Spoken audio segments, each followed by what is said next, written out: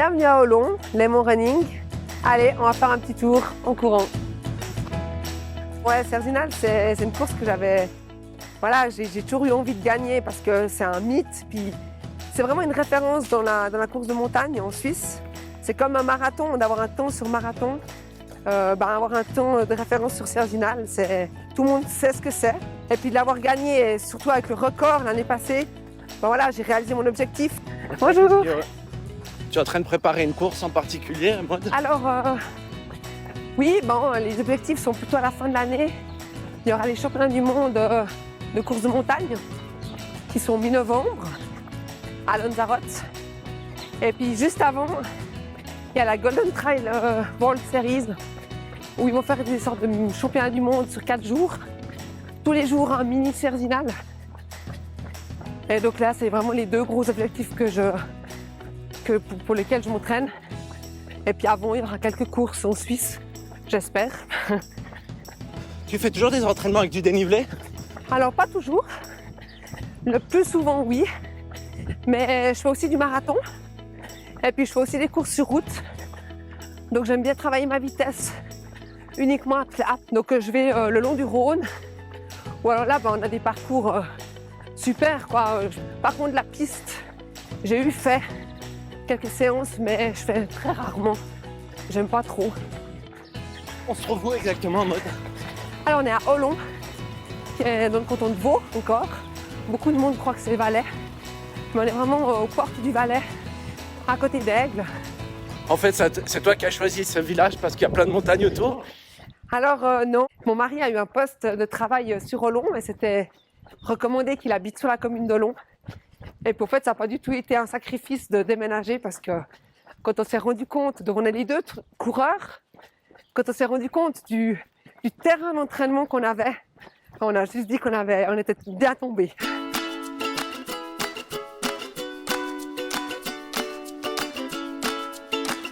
Jusqu'en 2012, mon travail était infirmière. Et ensuite, en 2012, donc, j'ai décidé d'arrêter ce métier pour me consacrer qu'au sport. Et puis voir si j'avais du potentiel pour faire une carrière sportive. On s'était lancé avec mon mari, on s'était dit j'arrête 2 ans, puis on regarde. Et en fait, ça a plutôt bien marché. Donc maintenant, je suis professionnelle depuis 2018. Je peux vivre de mon sport, qui est la course à pied.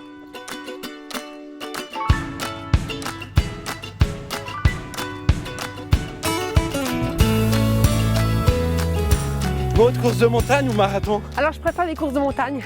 J'aime bien surtout les montées. Les descentes, c'est mon point faible, mais voilà, je limite les dégâts. Le marathon, j'aime vraiment pour diversifier, pour que ça soit des nouveaux challenges. Voilà, là on peut marcher. La pente elle devient raide.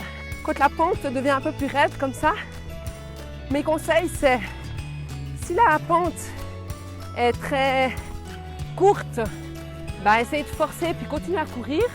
Mais si on sait que c'est une longue montée ou bien que c'est une longue course, c'est simplement de marcher avec les mains sur les cuisses ou sur les genoux.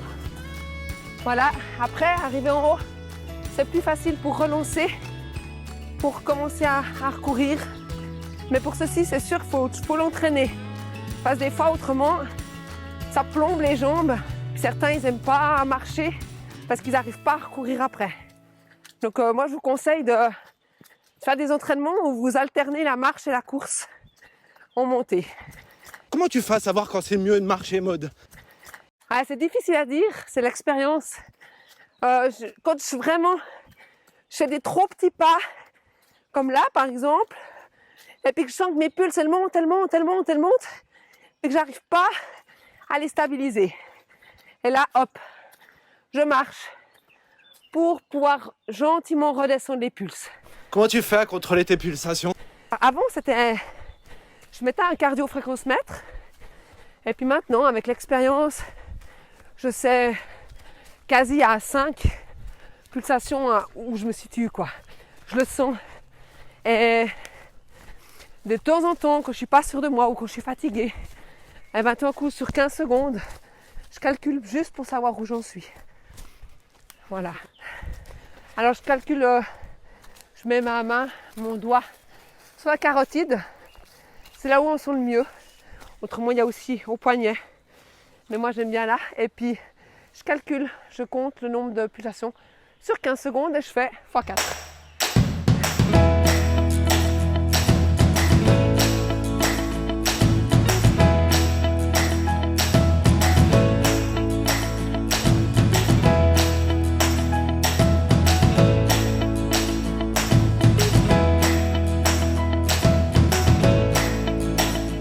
Et comment tu gères tes entraînements, Maud? Alors, avec la famille, c'est vrai que j'ai une fille de 9 ans qui va à l'école et puis un fils de 3 ans et demi. Donc j'essaye de montrer, d'avoir le moins d'impact possible sur la famille. C'est-à-dire que je vais le matin m'entraîner habituellement quand ma fille elle est à l'école et mon mari est au travail. J'ai aussi ma maman qui vient une fois par semaine garder le petit quand que ça je peux m'entraîner et faire du plus long. Mais avec ça je fais pas énormément d'heures. Je suis en moyenne entre 8 et 13 heures par semaine, avec beaucoup de gainage aussi. Ça c'est facile de faire à la maison avec les enfants. Qu'est-ce qui prépare tes séances? Alors j'ai un coach depuis 2017, c'est Thomas Hurzeler, qui est l'entraîneur national des courses de montagne au sein de Swiss Athletics. Donc c'est lui qui me fait ses plans, mes plans. Et c'est vrai que c'est très agréable parce que quand on est seul, c'est vrai qu'on fait toujours un peu la même chose et puis on se creuse un peu la tête. Ouais, qu'est-ce que je pourrais faire? Comment l'améliorer? On a toujours un peu la même vision des entraînements. Alors que là, c'est un regard extérieur. Des fois, ça permet de freiner quand on en fait trop. Et puis, au contraire, de foutre un coup de pied au cul, comme on dit, quand on n'a pas envie de s'entraîner ou quand on a une période qui va moins bien. Elle me fait bien transpirer en tout cas. Ah, c'est le but. C'est pour mériter le chocolat de ce soir. À quoi tu penses, Maud, quand tu es en course? Souvent, je pense à rien. Je me concentre sur mon effort. Je me concentre sur ma souffrance. Ou alors, quand ça devient difficile, je pense à des choses positives. Par exemple, tous ces entraînements que j'ai faits pour arriver à mon objectif.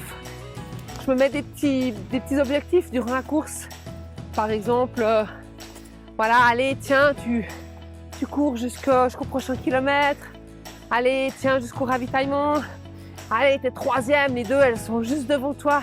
Tu peux les avoir. Voilà, je me fixe des petits objectifs comme ça pour que ça passe plus vite. Mais c'est pas toujours facile. Une super championne comme toi, est-ce qu'elle a des petits points faibles lors des courses? Alors, c'est sûr que j'aime pas trop les descentes, même si je suis pas nulle, mais c'est ce que j'ai entraîné le plus, surtout les descentes techniques. À quoi tu fais attention justement quand tu es en descente? J'essaye de pas trop me laisser aller, pas chuter, pas marcher et pas trop traîner pour habituer aussi les cuisses à tirer en descente et à avoir ces micro-lésions qui font que le muscle devient plus fort. Et c'est comme ça que ça nous permet aussi d'aller vite en course.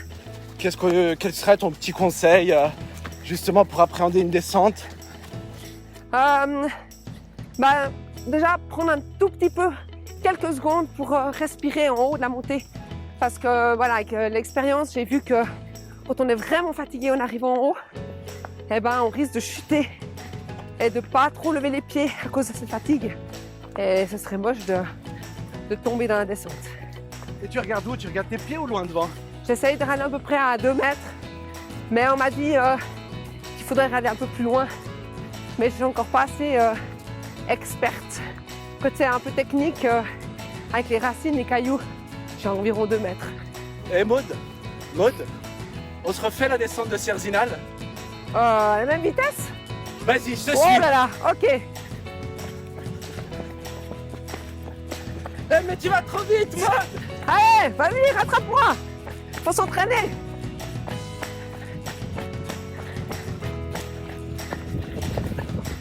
Youhou!